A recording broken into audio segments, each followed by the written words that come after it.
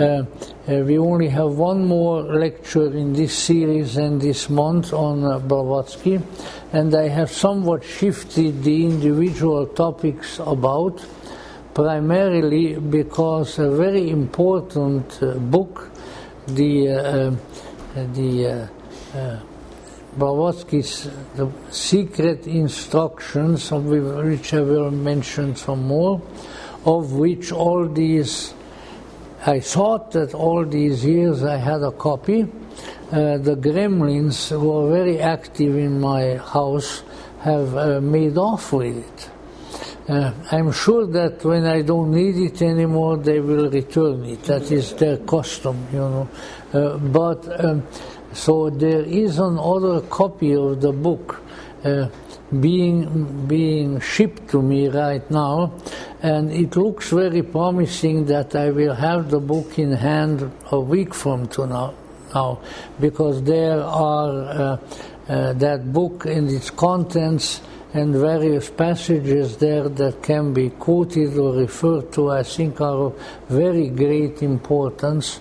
It is, let's say, it is more esoteric and then the one that I have with me, wouldn't you know it, it's always the least important things that remain with you, and the important ones, they go away, which is the Secret Doctrine commentaries. And so I think that we'll be in a little better position by next week to review that when we have the book in hand.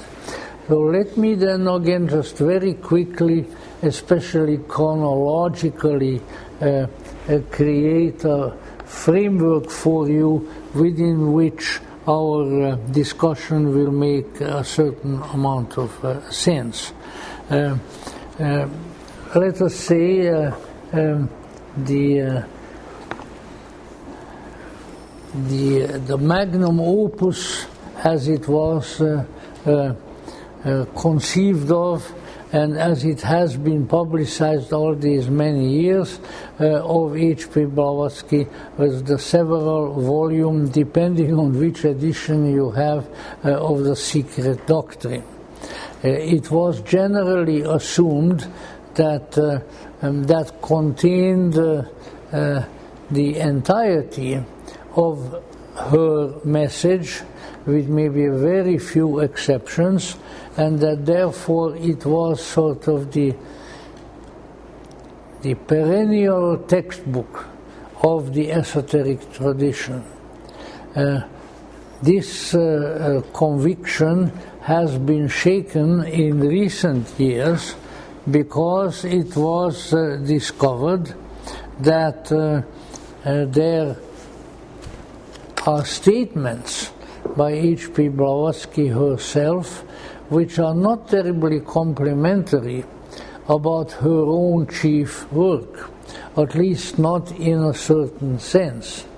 She indicated that the Secret Doctrine was really a book for the general public, and I have mentioned this before, so if I'm redundant, please forgive me, and that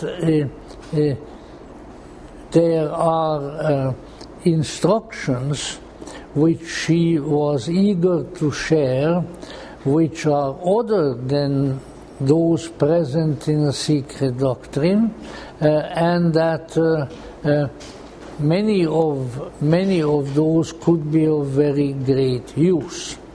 The general context within which these comments find their place is that, if we want to play a little bit with words, which is always fun, that her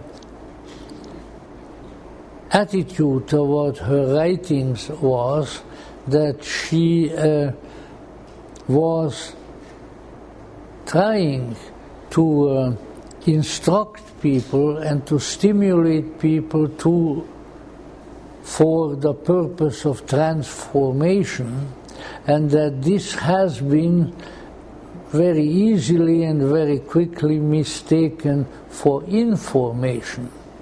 And so most of us, when we contacted the secret doctrine, and I had a lot of wonderful nights with it, especially because when you don't have any disturbance, that's the time to read the secret doctrine. And it's exciting and wonderful imaginative writing. It beats most science fiction works and things of that sort. But let us say I had the suspicion almost from the time that I had my first set of the secret doctrines, which is the old 5-volume set, this is the first volume of it, that this was not really the entirety of her message, and that her real message would really be somewhat different from this. Yet, of course, I had no idea in what way it would be different. But apparently, according to the various documents that exist, very soon after the secret doctrine was published in 1888, easy to remember, but by 1 year later, 1889, she announced that she needed to complete her work and that the secret doctrine, while useful, was not really it. So in 1989, she formed a group of students who she felt might be responsive to the message that she still wished to convey, and referred to this association of students as the esoteric school. When she formed the esoteric school in 1889, just 1 year after the publication of the secret doctrine, and she, if that is of any interest, I don't have the addresses, although I'm sure to those of you who are familiar with London it would be of some importance, that she began her esoteric meetings at the home of her disciple Mabel Collins, and who was a very interesting lady in more ways than one. She wrote some beautiful poetic material, and let's put it that way, she was an esoteric wild woman.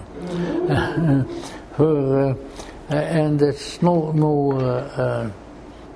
no secret by this time, believe it or not, one of her possible boyfriends was none other than the murderous Jack the Ripper. And this is not a joke.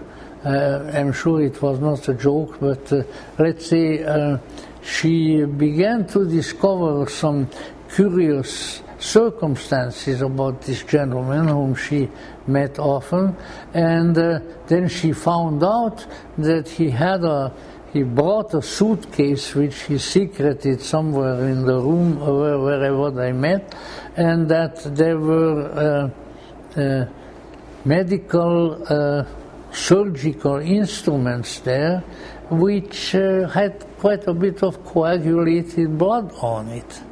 That was right at the time when the Ripper was very active, and so let us say she then very wisely and very rapidly distanced herself from this bloody episode, to use the favorite British term. And why I brought this up, I don't really know, because I don't really deal in salacious material, but I think that my hidden intention is that HPB was no prude, And in any event, Mabel Collins had a house, and there they had the meetings. But very soon, I think about a year after they started to have the meetings, by 1890, she moved the meetings to another house of another disciple, and this other disciple was Annie Besant. And then she reorganized a little bit a group of students. Now they were referred to as the inner group rather than the esoteric school, because she openly said that her esoteric school was a disappointment. Unfortunately, the whole new instructional cycle, which she happily began at that time, ended very soon, because a year after the move in 1891, she died. Let us say she was quite obviously in the process of adding on other very important, perhaps the most important chapter to her work, and certainly more voluminous than a chapter, and this was in the form of verbal instruction in these two classes, in the two locations, then there were these were transcribed. I think there were people there with a form of shorthand and so forth, and the hope was that this would be made available, but to a more limited readership. Now, the main reason I bring this up is because what happened, in my opinion, mine is only one opinion, what happened was that the readership of the Secret Doctrine and of her earlier book, Isis Unveiled, which I always like to brag about, that it was set in type and printed in our glorious city of Los Angeles. I think it was number 38, if I remember the house number well, Bernal Avenue in East Los Angeles, where her two disciples, the Price brothers, P-R-Y-S-E, James Morgan Price and John Price was a printer, where they lived, and they were very devoted students of hers, and that is where her first book was, let's say, put together. Now, once again, I brought that up primarily indicating that there has been work and instructional and inspirational work done by her all along, and practically to the very end, to her death. Now,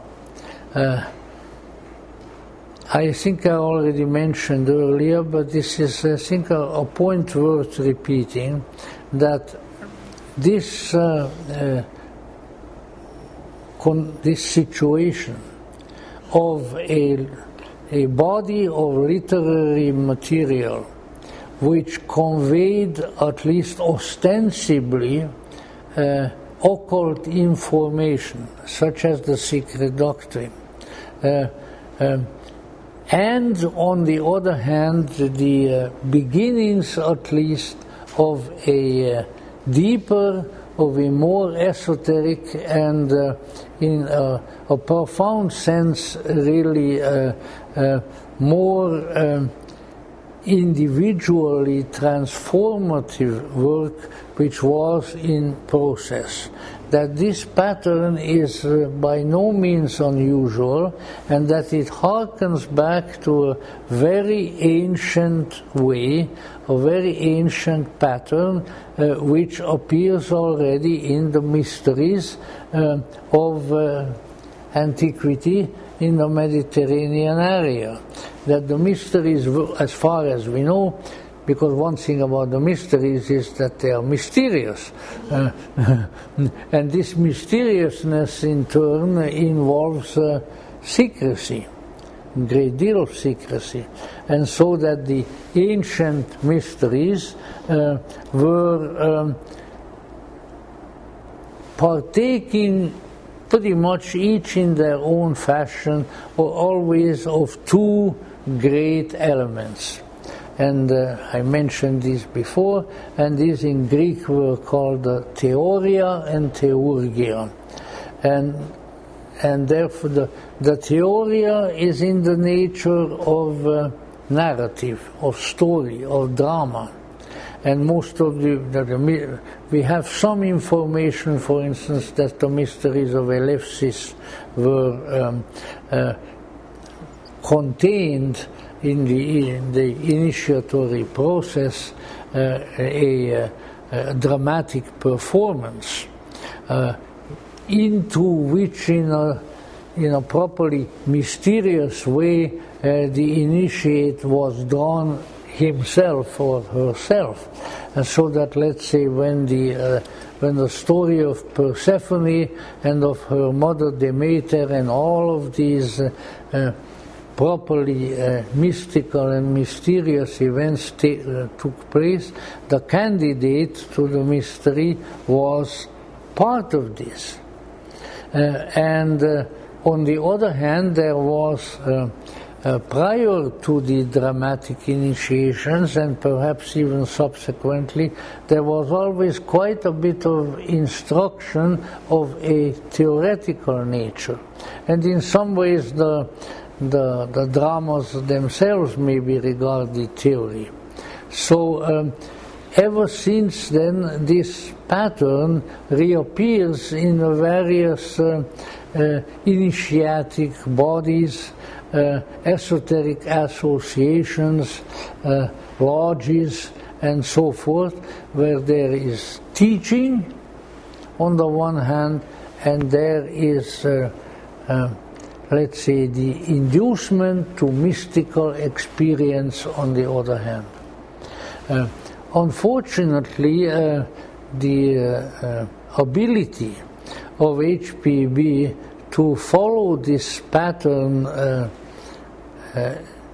openly and in a manner in which it could be more, therefore, more, because of the openness, more easily recognized, was greatly limited. The limitations that I mentioned before were primarily of a chronological nature, because she didn't have the time to proceed now to that personal instruction of a mystical nature owing to her demise. But on the other hand, there were other reasons, and very powerful reasons, which resided in the culture. And as I think C.G. Jung, who was an esotericist of sorts himself, indicated, the 19th century was the true Dark Ages. And he meant Dark Ages in terms of the light of the spirit. As far as the 19th century would proceed, was always to the intellectual level. Theory, teaching, and that kind of instruction. That's all that went on in the schools, and that's all that people would really, for the most part, be interested in, even in the kind of esoteric school that Blavatsky was engaged in teaching. Now, so we are in in a predicament. And we didn't really know about this predicament until my good friend Michael Gomes of New York, the great theosophical historian, unearthed this situation and actually discovered the documents which were not available just comparatively short time ago, and then managed to edit them and to publish them. So the meetings that she conducted in 1889 in the first esoteric school, the transcriptions are in the book H.P. Blavatsky, The Secret Doctrine Commentaries, and the ones that she conducted in the inner group just a little bit later are in the volume Esoteric Instructions, for the copy of which I am expecting to be delivered to me shortly. So this can give you a general idea. Now from the general idea we can proceed to some specifics, and these specifics you may interpret, and I'm sure that some of you will, initially as a sort of a criticism on my part, because I am going to point out both the advantages and of, let us say, the difficulties, the Achilles heels of some of what came forth as the teachings of H.P. Blavatsky, and subsequently really constituted, if we want to use that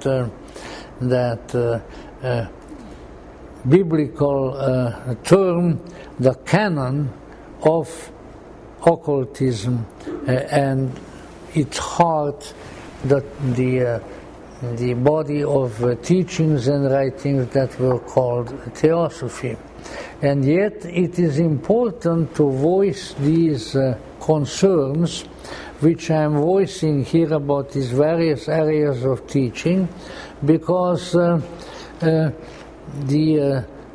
inability of necessity, because the documents were not available, the inability of her students to proceed to these more profound considerations that she put forth have left their stamp on the corpus of writings and of teachings of H.P. Blavatsky, and then from there they radiated out eventually into an almost innumerable number of schools, organizations, lodges, whatever you wish to call it, all regurgitating these teachings, but without having access to the more profound instructions which she was working on. So what really happened was that only one of the two pillars that held up the esoteric temple, like the pillars of Solomon, with the two pillars of Jachin and Boaz, only one of these pillars came to be utilized, came to be studied, commented upon, written about, and a very one-sided stamp was placed by this on the entire effort of the esoteric tradition as it came forth at the end of the 19th century and then throughout much of the 20th century. And once again, there is no one really to blame, because it was the the fact that the more profound instructions were not available, because she wasn't able to put them forth. And so really only one side of her work became known and constituted really the backbone of the esoteric movement led by Theosophy, but certainly also followed by a lot of other people. Now, in order to set that record, or begin setting that record a little bit right, and a lot of my fellow Theosophists would be unhappy with me, and if these lectures get to them, they will be unhappy with me, because it sounds like I am criticizing the teachings.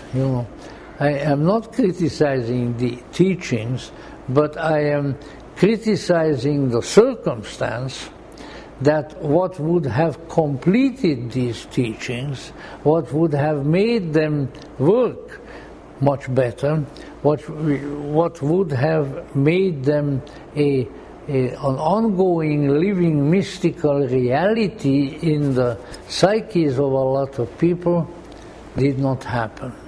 And this lack of happening wasn't anybody's fault.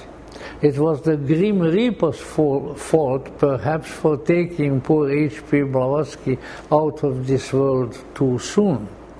And the rest of it was largely circumstantial. I have no recrimination with any of the subsequent theosophical writers and teachers or others who did not use the term theosophy anymore for their approach, because they worked with the material they had. They couldn't work with the material that they did not have, obviously. That some mistakes even that way were made is obvious. And so I have now, let's see, is it 4 or 5 individual points of teaching, which I am going to pick apart and try to indicate as to why these teachings were and are one-sided, and why their presence in the esoteric world has been flawed, and often gravely flawed. But you got to remember, with anything and anybody, people, just like we are all flawed, maybe we see that very easily in each other, but far less easily in ourselves. But obviously everything in this world is imperfect, including ourselves, and our teachings, and our writings, and even our lecturing.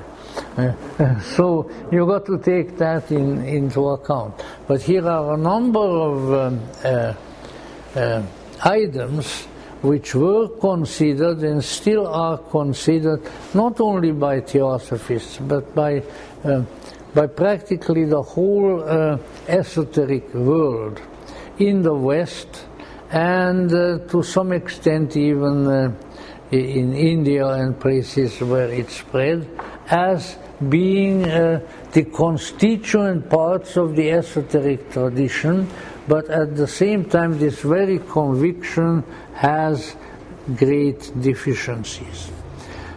Number one, the first point, and this shows that the influence of the culture, the common mind, whatever one wishes to call it, of any particular historical period, has a great influence on what is being taught and written and experienced by people, even in the esoteric field. And we got to be careful with that, because that kind of contamination can really hurt, let's say, our spiritual future. Now, the big buzzword, bar none,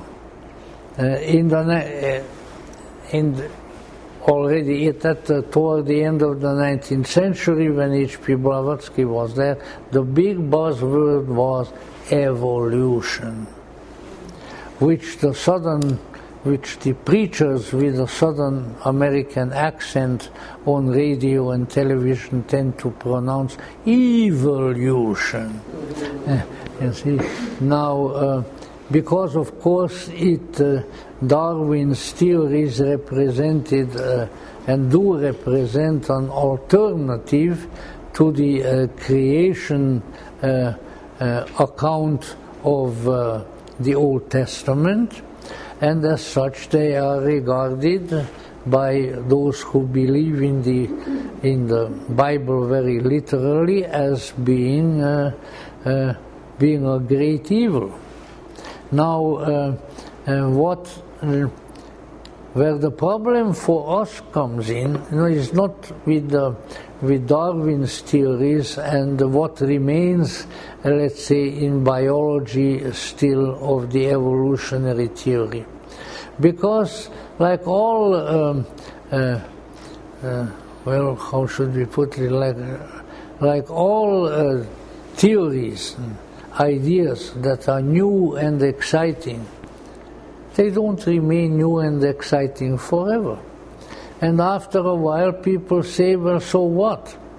And that's pretty much where the theory of evolution rests now.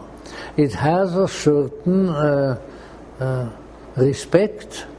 It is accorded a certain respect and validity in biology, but it is not the end and all and the goal of everything and the great explanation of life and of being forever and ever. It's nothing important now. It's nothing new, and it has. And I have no objection to it. I'm certainly not a Bible fundamentalist, but let's just say, if you really, and neither was I terribly interested in biology, it's sort of a form of living materialism, because that's what all biological beings are. They are living matter.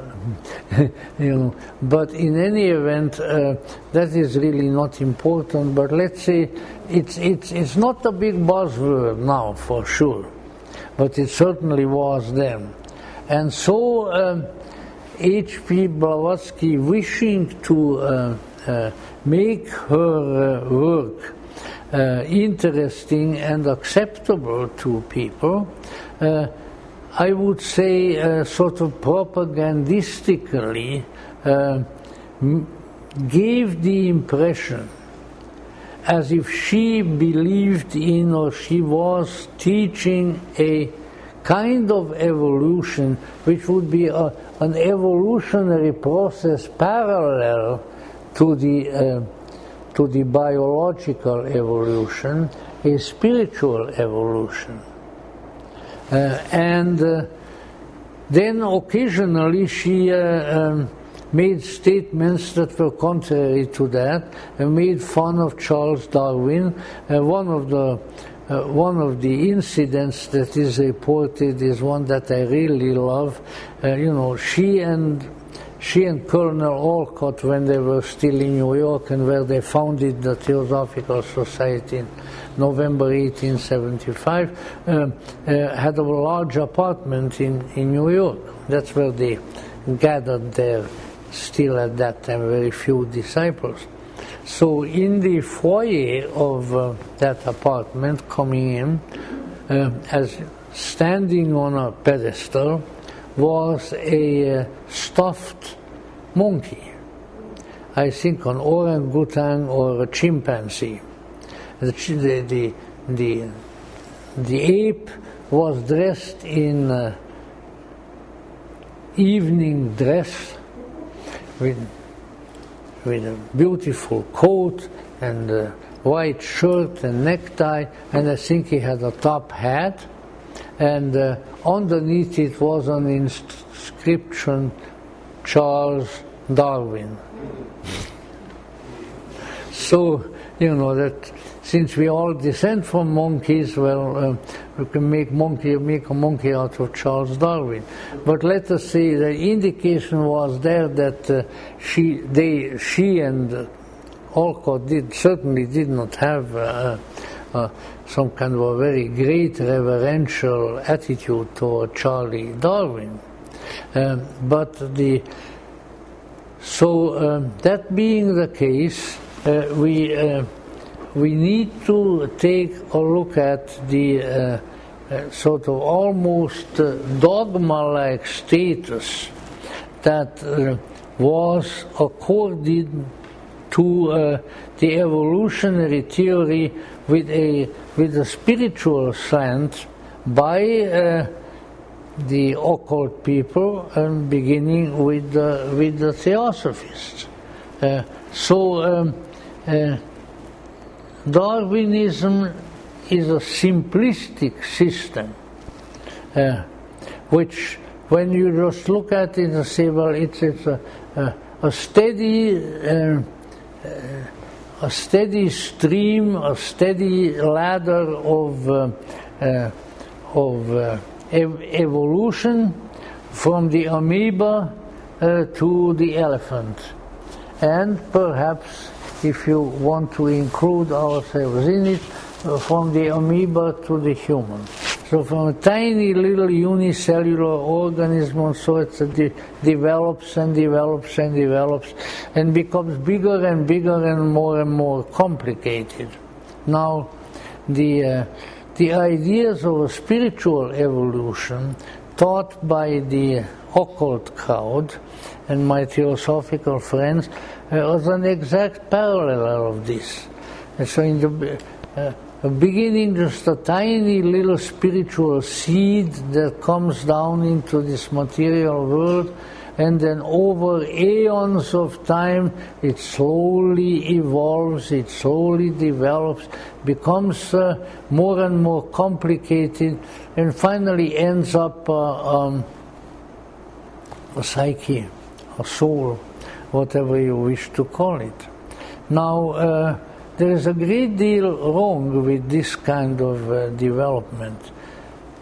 First thing that's wrong with it, and I could enumerate probably quite a few, the first thing that's wrong with it is that it does not seem to involve the individuality, the individual spiritual intention and energy for greater and better things in the evolving beings.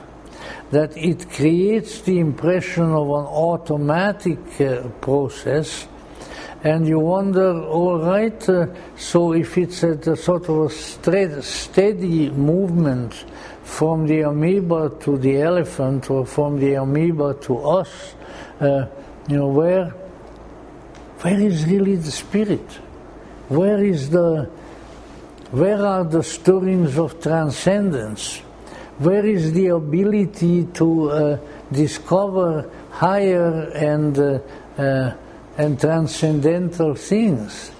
And so you can see that the application to psychospiritual, the psychospiritual side of nature and of human nature, of the evolutionary principle, is gravely flawed. It's very, it has great big holes in it, and it also indicates that, well, if indeed this is an automatic process, that we are evolving, first we are maybe developing some emotions, and then we are developing some some thinking, and then maybe we develop some more intuition to use the Jungian functions and so forth. Where is the real self? Is there a real self behind all of this? Is there a reality that is working its way out of a material container? Or is it just sort of an automatic process, now this and now that? And I think this aspect of the transposition of the evolutionary theory to the spirit, therefore, was a great difficulty. And it did not do really any good. Now, the present scientific opinions, for instance, are not justifying a sort of simplistic theosophical interpretation. And so it was necessary for the theosophists, for instance, very soon after H.P. Blavatsky's death, to elaborate and to complicate their descriptions of this so-called spiritual evolutionary process until it became really a fantastical picture. And I enjoyed reading those fantastical pictures, and so do many others. But this entire evolutionary, spiritual evolution theory requires too much faith in what could be called the physical exegesis of the secret doctrine. Exposition being that. If the secret doctrine is, however, not a physical, a story of the physical world and of the physical humans, but if it is, as I have indicated, and that is increasingly being recognized as a possibility, it is really something else. It is a mostly mythological account of the coming into the world and the existence there of a spiritual reality. So this is the creation myth, and the occult history then becomes as I mentioned last time, a myth. And we had a very, I probably mentioned him already, we had a very interesting gentleman here years ago. He gave several lectures here. He was a great nephew of Madame Blavatsky, Mr. Boris Dezirkov, and it was Mr. Dezirkov who came up with the idea and with the expression. He said, if you want to use the term evolution, all right, but you may wish to add to it self-directed evolution. In other words, from the beginning, there is a self there. And that is the one that directs the situation. It's not a great big automatic process, and then somehow along the line, somewhere between the, between the mastodon and the elephant, then all of a sudden a spiritual being enters the situation. So there is the application of the evolutionary principle to the spiritual development, especially of the human here on earth, is gravely flawed and ought to be restricted and not utilized a good deal. So there is the problem. This is not really such a big problem now as it would have been, I don't know, in the 1890s, because most people are not that wild about evolution. It says, well, if evolution isn't really what it's cracked up to be, then so what? Now, by saying this, I am not denying the possibility, but I only call it a possibility, of a very slow development, a very slow unfoldment of the powers of the spiritual nature within its material containers. That let's say that the ability of the seed of the gods from the aeons, from the transcendence, the ability of that seed to become more effective, to be able to express itself better, to be able to maybe control and improve its physical environment and things of that sort. This would be an understandable idea, but to somehow make a spiritual Darwinism out of the development of the spirit here on earth, I think is a very, very great mistake. Now, with that, but you know, maybe I'm also beating a dead horse at the same time, even as others do, because let's say when I first came to this room and to this house, when Besant Lodge was just, you know, going great guns here, we never had less than 100 members, signed up members of the lodge, and I tell you, honest to God, they were darling people. Many of them were British, and many of them were connected with the motion picture industry, you know, very creative, intelligent, nice people. But, let's say, these were the pillars on which theosophical teaching was based. Evolution, reincarnation, masters, and let's see what else was there.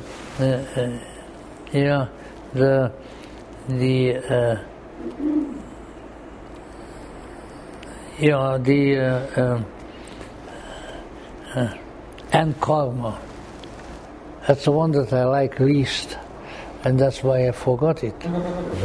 You know, and I was very uncomfortable with these teachings. Not because I denied their veracity to a certain extent, but I question their real import for us. You can believe in all of these and remain the biggest dumbbell in the universe.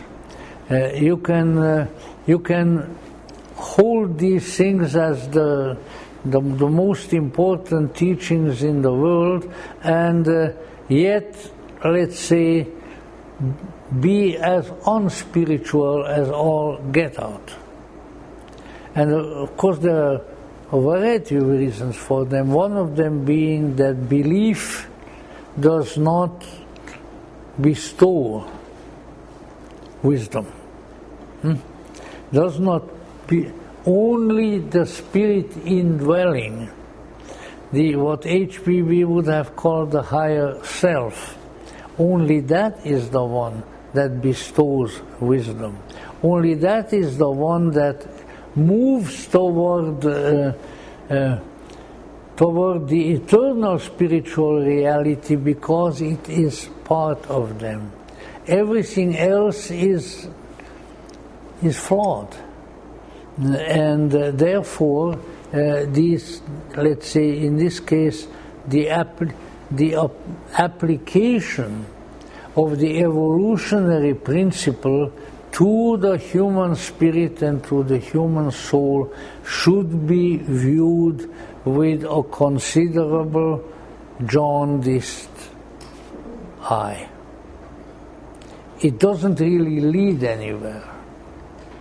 But so I think we can sort of leave it at that. And when it comes right down to it, there are statements, of course they're true all down the line, of H.P. Blavatsky, that she was not really an evolutionist. And she was not really, he said, you know, the development of the spirit within people is not going anywhere except to itself, and then through itself to transcendence. Everything else is inconsequential. And that was really, and there is a good deal of evidence that really was her attitude. So let me evolve out of evolution now and move a little further. Now we have a biggie, reincarnation. It is generally assumed that, you know, reincarnation is a sort of overall dogma of the occult or esoteric field. That all esotericists believe in reincarnation. Interestingly enough, I have pages and pages of statements of Blavatsky where she denies reincarnation. And yet then I have pages of her where she affirms it. So what did the old gal really mean? You know, what is really going on? Well, now with the publication of the esoteric instructions, we have a clue. And the clue is primarily that she indicates in those instructions that, yes, there is a principle of repetition and of a return, but it's very different with the individual. We have statements now where she says that it is very unlikely that most people's spirit, when it is reincarnating, would reincarnate here in earth and would reincarnate in humans like us. And she sort of reminds people of her students there that, you know, the reality is immense. It is without beginning and without an end. And in all those various parts of reality, your spirit may go. Why should you assume that you need to come back to this place? And when I read that, I was clapping my hands, because, you know, this is really the place where I don't want to come back to. You know, I don't know too many other places. I have not been, to my knowledge, been born on Mars or on Mercury or on the Moon. But I really don't want to come back to this place.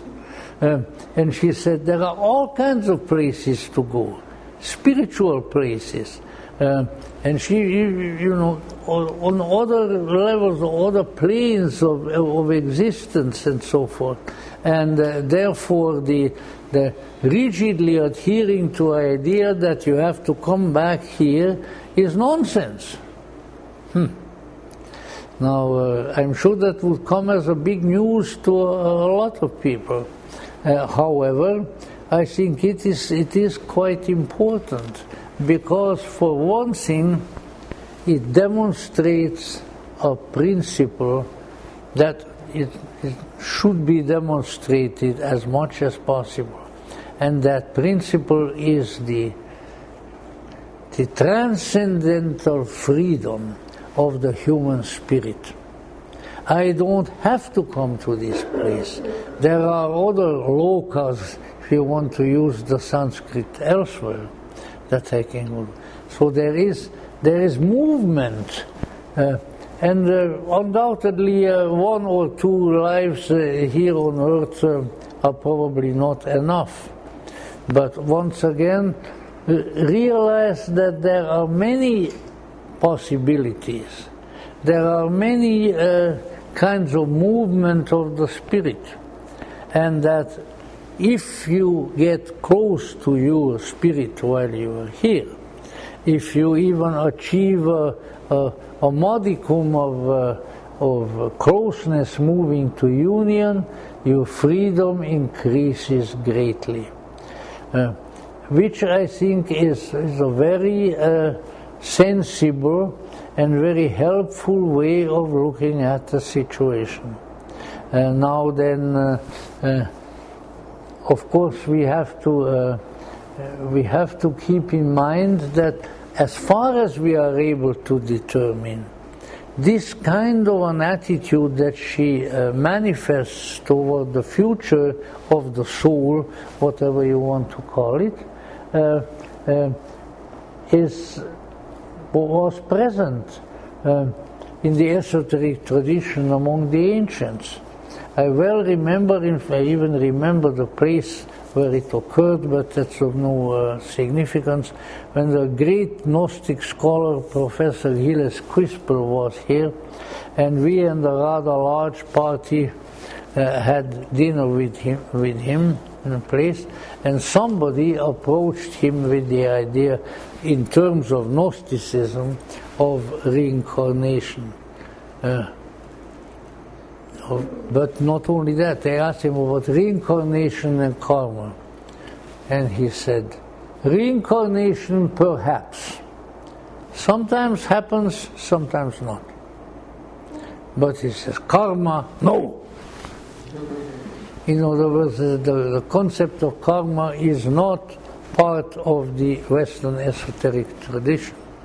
But let us say a flexibility, a malleability of sorts about,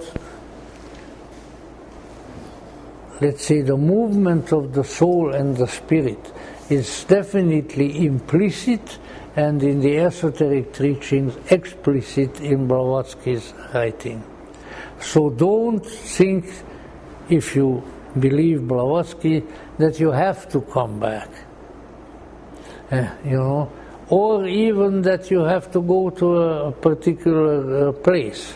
But she did indicate that since the spirit of the human is immortal and eternal, that obviously the involvement with one lifetime may not be sufficient, may not be enough for it. So reincarnation, perhaps, but where and how we cannot determine. In fact, I have just sort of a intuition, which is very personal, that Blavatsky would have been quite happy with the sort of esoteric skittishness of George Ivanovich Gurdjieff, who, if you read his writings, and some of his disciples find, the whole business of lives is very strange, and that you may perhaps reincarnate backwards. That you are here now, but your consciousness may find itself in an earlier historical period somewhere, and that also is possible. And that the memory, or so-called memory of past lives, should not be confused with an absolute proof of a past life. Because we can remember all kinds of things. The reach of our consciousness, of our esoteric consciousness, is vast. We are just not aware of it. But according to what I have seen in H.P.B's esoteric writings and elsewhere, we may think that we remember a life in ancient Egypt of our own. But what we are remembering is a life. It may not be necessarily ours. We have the ability to tune in to various historical periods and to various situations, but that is no proof that we were there ourselves, but that our consciousness has tremendous abilities and tremendous freedom. And that's really, in many ways, much more interesting. So, let us say the issue of reincarnation is much more tenuous, much more changeable than we generally thought. And what we need to remember that even now when we're here in an embodiment and when we put the body aside, that if we exercise it, if we have come close to the indwelling spiritual nature, we have a tremendous amount of freedom. The human is the freest spirit, the freest soul in the world. But the human has to be aware of that and to exercise that freedom. And a deterministic attitude toward the ongoing life of our spirits and souls is, I think, gravely mistaken. Now, let me even throw another stranger proposition to you now. She pointed out that not everybody is immortal. Okay? How do you like that? And this in turn she pointed out, but it's rare, but there is a definite possibility that where a human soul has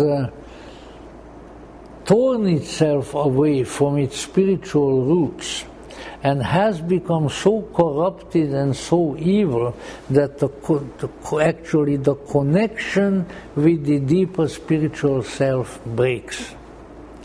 And she ended up that particular paragraph by saying that there are more lost souls that you may encounter in this world than you think. Very interesting. And I think it also makes sense. I really have a hard time imagining that a Joseph Stalin or an Adolf Hitler would be reborn as an innocent, darling little baby somewhere and have all of a sudden be good. You know, but some things that humans do and are can break the connection with the spirit. But they're still here, they're wandering around, but they are not connected with the spiritual nature anymore, and therefore she called them lost souls. Quite interesting and very, very different from a lot of occult teachings. Now we come to my favorite, karma. Now this is, as you know, this is strictly an adaptation from the religions of India, namely Hinduism and Buddhism. It is intended, and it was intended, rightly so, I think it was intended in Blavatsky's time and thereafter as a welcome replacement for such things as the Christian heaven and hell, and also purgatory.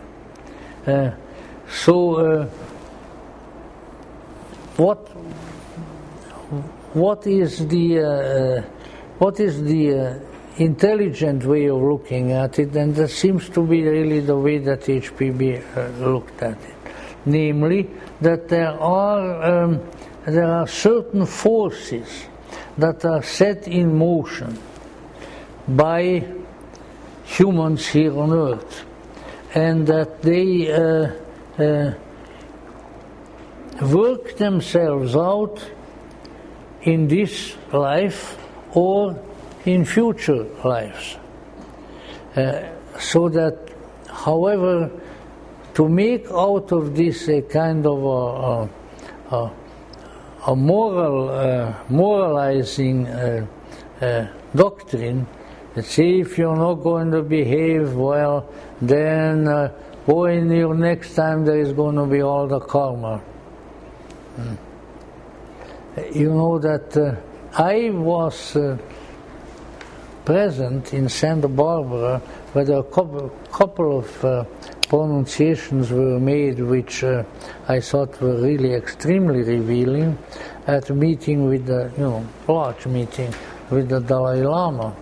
And people asked him, and he said, yes, of course there is such a thing as karma. It's just one of these many laws and procedures that we live under. So you just go ahead and you cope with it and try to do good and be compassionate, and you don't have to worry about your karma. So, which I think is certainly the best attitude. At which time, and I really liked that one, the Dalai Lama was also asked, let me see, which one was that? He was asked as to, let's see,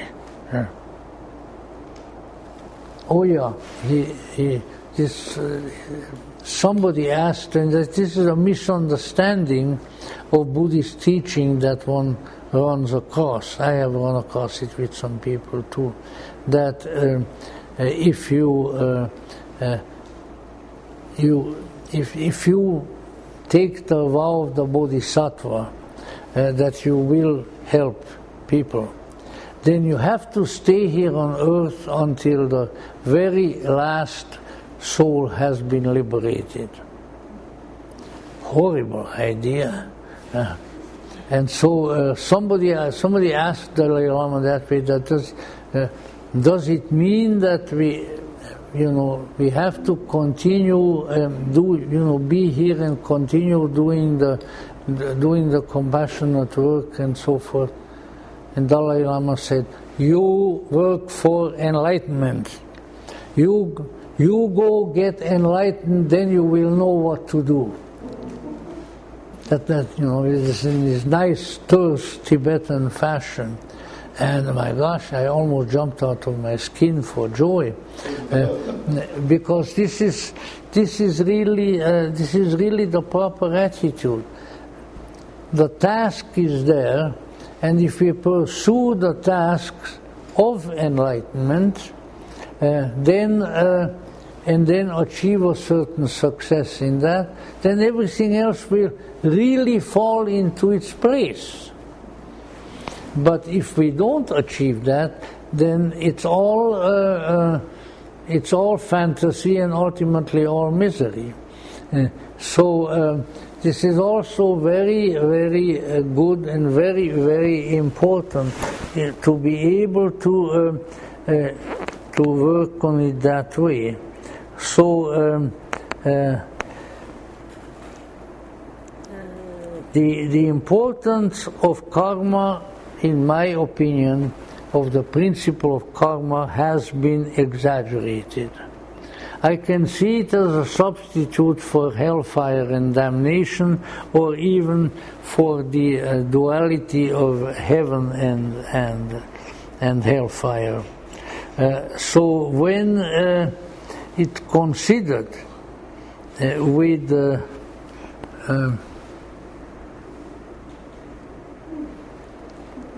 just when it's considered with insight and wisdom, and I would say the kind of wisdom that Blavatsky put forward, then it appears just another factor of life. Karma is another factor of life. Just like when you kick the wall with your foot, probably your foot is going to hurt. When you don't kick anything hard with your foot, you're not going to get hurt. So we need to keep in mind that there are forces set in motion by way of various actions, by various thoughts, by various feelings that we express, and that there are results. But these are not anything to greatly worry about. If we are well intentioned, if we are going by good teaching and inspiration, then we don't need to fear karma. Now then, perhaps the most portentous and the most controversial is the teaching that because widely disseminated and popularized, that's why it is so controversial, and that it's which I would entitle the teaching about masters. Now, this is a very historically a somewhat complicated issue, but it has to be probably mostly considered from a more transcendental level. Now, it is true.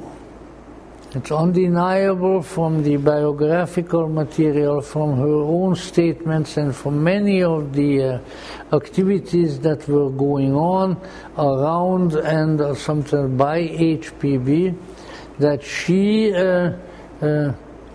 felt, believed, was convinced that she was under some inspiration and guidance by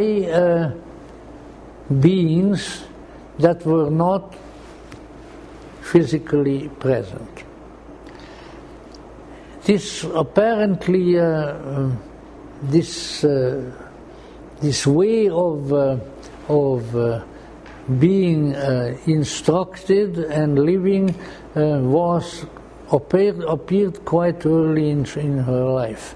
I can't think at this moment of the exact age that she was, but as a fairly young girl, she went to, with her father, the Cossack Colonel von Hahn, the two of them, her mother was always off with the literary circles in St. Petersburg and so forth. She didn't go anywhere else.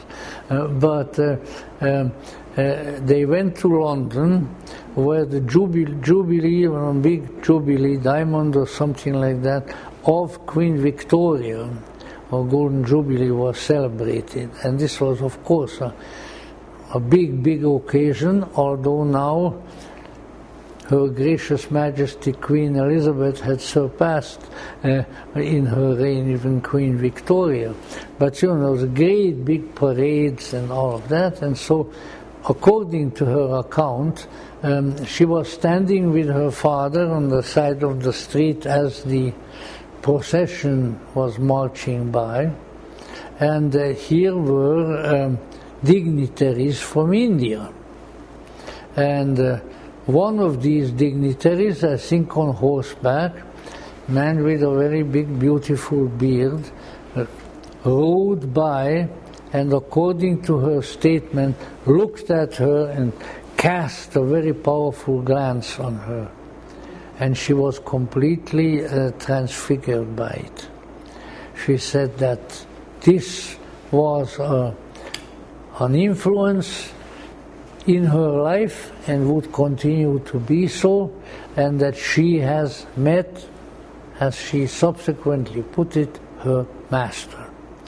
And then later on, as the, let's say, the mythology of the masters continued, this particular Indian person was identified as a Rajput prince who was in India at that time and who came to the festivities, whom she at least called Moria. And from then on, she identified this mysterious person who was in India as her master. All right, now what about this business master? First of all, I believe I am right that in the British educational system, a teacher is the master. He's the schoolmaster, and so that the master really just meant teacher. Now, all right, that's one. Then later, times goes by, and she has gotten out of Russia, and eventually, ended up in New York. We are back to 1875, the foundation of Theosophical Society, and then she said, and even had she wrote or copied some documents to the effect that some mysterious persons who were her teachers, but who in that case were in Egypt, and there was even a name for one of them, Tuited Bey, had inspired her and basically ordered her that if she could, she should now found a society of students and start a work wherein certain esoteric teachings can be disseminated. In other words, that the order to found the Theosophical Society came from a mysterious man with a Muslim name, Tuited Bey, Bey being a title, and that is why she called the people together who founded the Theosophical Society, that she was instructed to do so. And as time went on, not very long time after founding her society, well, she received invitations from real flesh and blood people in India that they would welcome her and anybody she brought with her if she came there, because there was a lot of important spiritual work to be done there, and they would be very happy to have her there. So she and Colonel Olcott packed up and sailed for India. Now, at the same time, she said, well, I went because, the invitation sounded great, but it was approved by my master. And so, let's say a whole, a sort of an ongoing program of hers to indicate that she had some mysterious contacts, that these contacts were not, as far as one could tell, physical, neither were their dreams, but that these masters belonged to a, let's say, a visionary reality. Now things got more complicated, and I'm not going to go into all the details. These things are available in books anyway, that subsequently, when she and Colonel Olcott decided to remain in India, when they bought the estate, the Adyar estate, where the Bay of Bengal and the Adyar River come together, and set up their headquarters there, which is still there, that people, the Hindus particularly, didn't think that there was anything peculiar about having a master. They said most of their masters were gurus who were there, but also some that they just communed with otherwise. So it was really no great big deal. But you know who took umbrage, shall we say, and then really just about wrecked Blavatsky's career, were those kindly, godly people, the Christian missionaries. The Christian missionaries wanted to do these people in, because Blavatsky and Colonel Olcott was championing the heathen natives, they were encouraging the Hindus to be good Hindus and the Sikhs to be good Sikhs and so on and so forth. This went very much against the purposes of the missionaries. So let's see, to make the long story short, a conspiracy against Blavatsky and her work there developed, which was peppered with a great deal of lying, and in which some people who actually were her employees were working for her, particularly a French couple named Coulomb. They were the people who betrayed her, making up stories about her and about the fact that she faked the existence of these masters and of the letters that she got from them and the communications, and it became a colossal scandal in India for a variety of reasons which don't really concern us all that much. But you got to remember now, here was the British Raj only about 20-some years after the Great Rebellion, which was a terrible big situation in India. And so the British officials were very concerned about people coming there and maybe causing the natives to rebel against the British rule again and cause, troublemakers. And so here came a Russian woman, although she was already an American naturalized citizen. She became a naturalized citizen within a very short time that she left America. She became American citizen.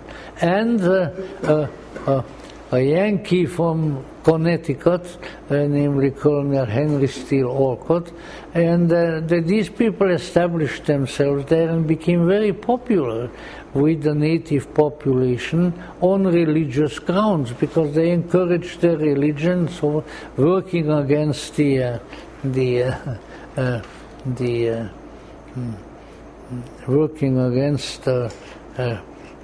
missionaries, and so particularly the missionaries, but also some of the government officials would have liked to get rid of them. And eventually they made life so uncomfortable for Blavatsky and for Olcott that they left India. And while Olcott came back and he was the president, and he continued living in India till the day of his death, which was about 1906 or so. But Blavatsky went back to England and to Europe, other European countries. She completed the secret doctrine and tried to put forth her esoteric teachings, and then very soon after the turn of the century she died. But let's say this was again considered a very big black mark against her, that she, as they say, was successfully accused of fraud in order to make it appear as if she had these mysterious masters. Now, there was really no fraud involved. Some very reputable people who were there testified to that effect, but they humiliated her greatly so that she didn't return to India. Now, all right, that was sort of the main thing. And the idea that, let's say, her experiences with her masters, of which she spoke now and then, and included in her correspondence and so forth, these things, let's say, stirred up a certain kind of imagination in a lot of people. And before you knew it, all of her, not all, but a great many of her students, her disciples, they were all they wanted to do was get hold of a master. And she she didn't tell them to do so, she didn't encourage them to do so, and she told them, look, when the pupil is ready, the master will appear. Don't push it, guys. Don't imagine things. Just you be ready for greater, more profound spiritual development. When you do the master's work, which was to spread the teachings of Theosophy, then you're pleasing, and then maybe sometime you will have a contact. But as particularly after her death, the master business became a big thing among Theosophists and subsequently of other occultists, and everybody wanted to become a pupil of a master. And it really was not a very happy condition. It really brought the movement into, if not exactly disrepute, but into a questionable condition. However, I was always leery of the master business. I've said that before, and that was quite a heresy. I mean, I didn't go out and yell at people that there are no masters. First of all, how would I know whether there are any or not?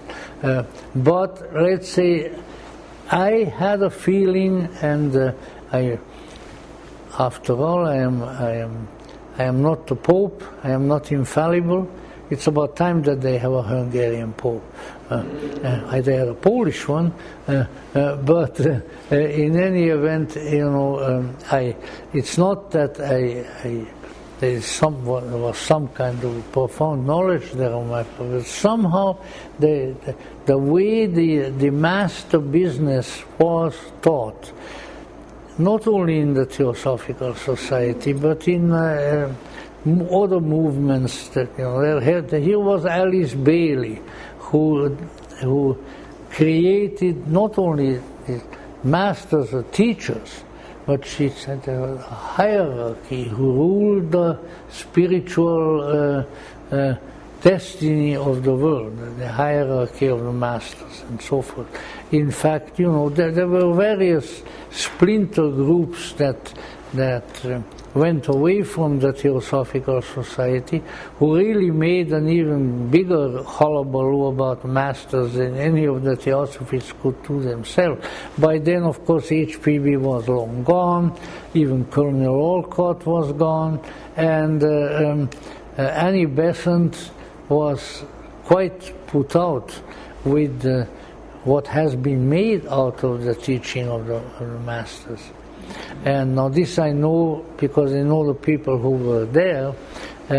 Now we are now up in the mid-1900s, and she ordered her associate and friend C.W. Leadbeater, who had a great reputation as a seer, at least some of it really quite deserved, and she said to him, Charles, you have to write a book about the master business, because we have to correct the wild rumors that are out there. And she was primarily referring to what Bailey started.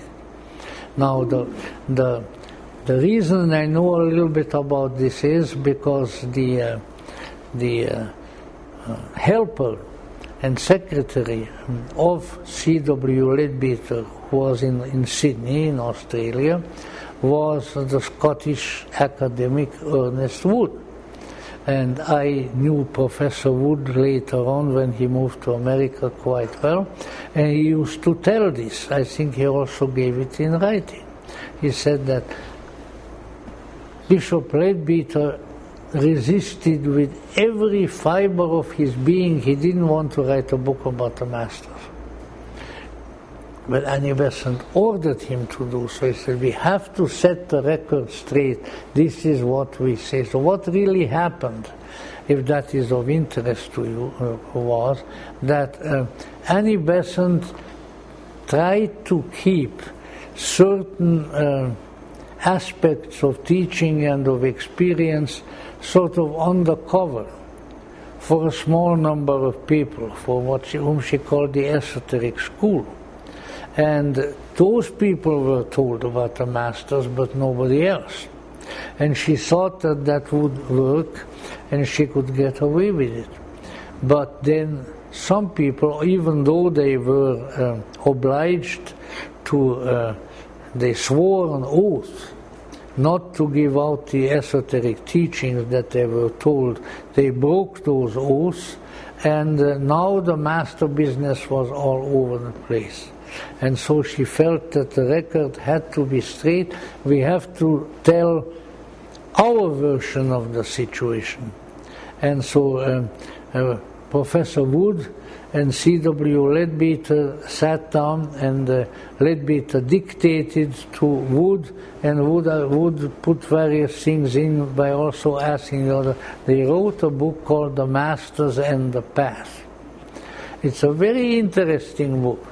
And if you ever read it, keep in mind that this was the reason for writing the book, that there have been wild and unfounded rumors and inflation of the concept going about, and that Annie Besant wanted to set it right. Now, that's pretty much where the situation stayed. But let's say all of this did not really convince me. I don't know what this, as it was told, the master business seemed, to say the least, incomplete to me. Now maybe that just proves that I'm a contrary cuss, and that I like to contradict people, which has been quite true throughout my life. And it's often quite enjoyable, although sometimes you suffer penalties. In any event, here I was, I said, all right, this is something that I don't understand, yet Blavatsky was apparently involved in it, and so forth, so there must be something to it. But I just never could get a feeling as to what is really to it, until. Here was, now we have entered the early 1960s, and a man whom I respected tremendously, namely Carl Gustav Jung, died, and very soon after his death, a book was published, Memories, Dreams and Reflections of C.G. Jung, edited by Aniela Jaffe, which were statements and stories that Jung told Jaffe while he was already gravely ill in bed, and she wrote them down. And then she made a sort of autobiographical book out of it subsequently, called Memories, Dreams and Reflections, the things that she, sometimes Jung was talking in Swiss German, and or things that she wouldn't understand and all of that, but she wrote everything down and she put together. I know that our friend Dr. Sonu Shamdasani, the great editor of the Red Book, also doesn't like Memories, Dreams and Reflections very much. And I understand his arguments. But Dr. Sonu Shamdasani, if that book hadn't come out, the Red Book would have never been published either, because this made the way for it. It's really a very important book. Now, all right, I read it with great delight, and maybe by the second reading or so, I came across something. And that was the Jung. Of course, Jung was already mentioning there and elsewhere that he had as he often called it, a fantasy figure by the name of Philemon. but when you look at some of the things that he wrote, he had an immense regard and respect for this figure. Yet he never said more about it. Now,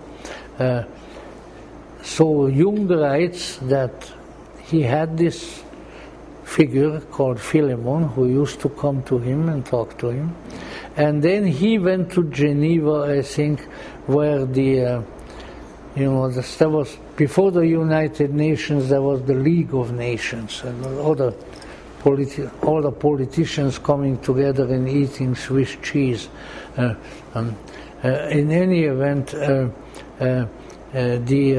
Jung met a diplomat from India, and they were talking, and he told this to Aniel Jaffe, it was written down, and the diplomat said to him, we have in India, it's very common that we have a guru, a spiritual teacher, and he said that that when we get a certain age and we do our pujas and our meditations and so on, we usually have a guru. And then he said to Jung, I have a guru, however, who is not in the flesh, and that is Shankaracharya. Of course, that's the founder of Vedanta philosophy. And then Jung adds to it just one sentence that he said to Aniel Jaffe, now I knew what and who Philemon was. And I think he used the word somewhere in that book, saying the way it appears in the, I don't have I had a German copy of Memories, Dreams, but anyway in the English they call it, as if he said, my ghostly guru. Well, I think what he said, mein geistiger guru, and that this was translated as ghostly, and geistig is not ghostly, geistig is spiritual. In any event, possibly an important light, at least important to me, went up in my mind that never left him. I says, there it is, there it is. This is the mystery of the masters, like Philemon. Now, that's great because it made sense to me, but can I make sense of it to you? I don't know. But I think, let's say, what I can communicate from my intuition is only this, that it seems that when a person comes to a certain point in his psycho-spiritual development, and certain things begin to open up in his or her mind, it often happens that a mysterious figure comes and instructs the person and helps them. There are indications that some of these figures have even said, well, we have to come to you this way, because if we only came to you in a dream, or if we only came to you without being seen, you wouldn't believe us. And that this is part of some people's psycho-spiritual makeup, that when they come to a certain level of spiritual development, an otherwise invisible but to them visible spiritual instructor comes. Because there is evidence for that in other quarters, quite aside from theosophists, quite aside from all of this, and certainly in countries like India and elsewhere. So now I think, and of course I can only conjecture, that this phenomenon is the basis of the theosophical mythos of the masters. Blavatsky had no way of explaining further of what she was experiencing. But I said these figures, and there was more than one. There was certainly Muria, Kuthumi, another one, two of them. You know, they come to me and they instruct me and they help me. And if indeed she was a messenger, which is the thesis that I started out with, then it's quite understandable that a messenger would have helped us. And so I think we have a clue that in the inner worlds we have access to teaching, to help, to assistance that is conducive to our spiritual development and sometimes to spiritual things that we have to do. And that this needs to be taken into account, and I think that all the other explanations about masters are just that. They are attempts to explain something that ordinarily would be inexplicable. Okay? Now, I just offer that as a suggestion. I mean, it was not given to me with 100,000 trumpets. You know, I never considered it, but it was a conclusion that I came to on the basis of what me looks to be like truly reliable information. And if we translate what has happened in the past into these terms, then I think we have maybe solved an important riddle and perhaps also facilitated, possibly, our own spiritual life and the spiritual life of others with whom we may have contact. And if that is the case, then I think that this is perhaps a good discovery. And I have found that when discussing this matter very privately with one or two theosophists whom I respected very greatly, they tended to agree with me and said that something of this sort would definitely be a good explanation of the master phenomenon. So here we, unfortunately, all of these things became popularized, they became bowdlerized, corrupted in various ways, elaborated beyond credibility, and this has brought the esoteric movement and the theosophical movement a lot of grief and a lot of misunderstanding and ill repute. But fortunately,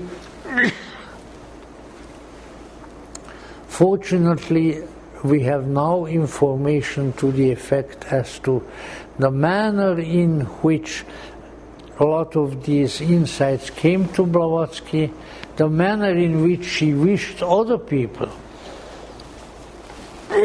to come to similar insights, and also, to some extent, as we now indicated, the sources. So I think that one conclusion that one could come to as we conclude is that, excuse me a minute, that the day may be here, the may have dawned, when the disclosures that were made by H.P. Blavatsky and the sources of those disclosures can now appear in a different light, of greater credibility, of greater compatibility with the progress of philosophy and religion in the culture, and that therefore, let's say, a rebirth of the esoteric tradition is a definite possibility as a result of that. Because the work of the messengers never goes away. It may go underground, some people may come and dress it up and corrupt it, but it is there. And therefore, I would conclude with the thought that Blavatsky's work is still with us. Blavatsky's work has not only a past, as the books indicate, but it has a future. And if we look at it intelligently, reverently, intuitively, spiritually, then we can partake of it, we can profit from it spiritually, and it can redound to ours and to humanity's benefit. And I would say that there are people among us, and don't you torture me about this now later on, because I will resist, that I think I have met at least two people in this life who had the kind of enlightenment, the kind of wisdom which put them in touch with the inner master. And that these people have done great and wonderful things spiritually. And if it was possible for them, it is possible for others. It even may be possible for us.